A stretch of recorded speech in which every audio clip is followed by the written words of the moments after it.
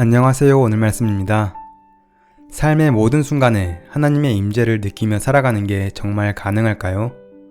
오늘은 이에 대해 나눠보고자 합니다. 사실 순간순간마다 하나님의 임재를 느끼며 살아가는 것이 결코 쉬운 일은 아닙니다. 하지만 그렇다고 불가능한 것도 아닙니다.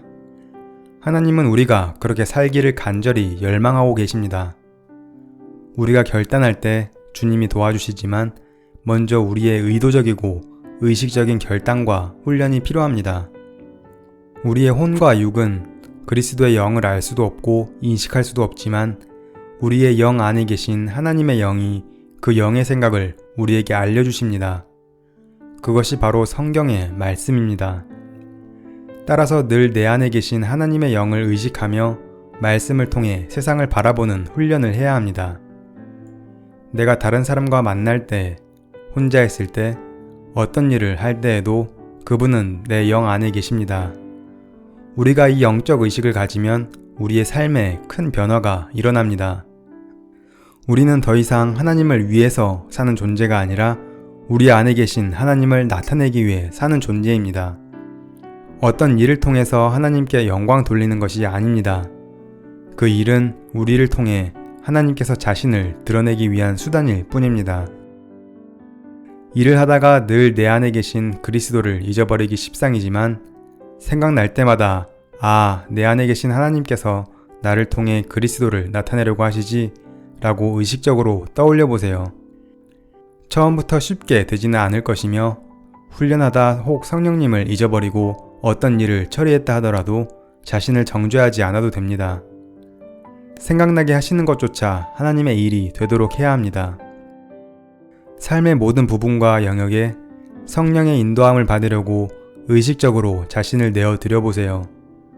그러면 자신의 생각, 감정, 의지가 지금의 상황에 따라 반응하지 않게 됩니다.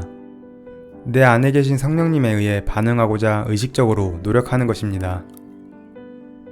만일 우리가 성령으로 살면 또한 성령으로 행할지니 그때부터 나의 삶이 아니라 내 안에 계신 그리스도가 사는 삶을 조금씩 경험하게 될 것입니다. 그 결과 나의 혼과 육의 주인이 내가 아니라는 사실을 점점 더 체험하게 되고 그리스도의 영이 내 영 안에 계시며 그분 안에 내 영적 본질이 있다는 사실을 점점 더 명확하게 의식하게 될 것입니다. 그렇게 되면 예수님이 단지 나에게 지혜, 의, 거룩함, 구원을 주시는 분이 아니라 그분이 나의 생명이심을 깨닫게 됩니다. 그러면 나의 육신을 통해 그분의 지혜, 의, 거룩함, 구원이 나타나게 되는 것입니다. 고린도 전서에는 이런 말씀이 있습니다.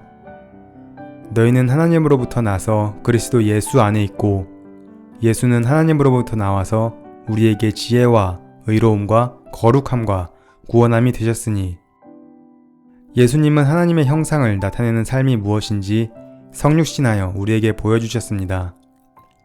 예수님은 처음부터 끝까지 자신의 삶을 사신 것이 아니라 하나님의 형상을 나타내시는 삶을 사셨습니다. 그분은 지금 약속하신 보혜사 성령님으로 우리에게 임하셔서 우리도 하나님의 형상이 나타나는 삶을 살기를 원하십니다. 삶의 모든 순간을 의식적으로 주님께 올려드리는 연습을 통해 하나님의 임재를 더욱 깊이 체험하게 되기를 기대합니다. 오늘 말씀이었습니다. 감사합니다.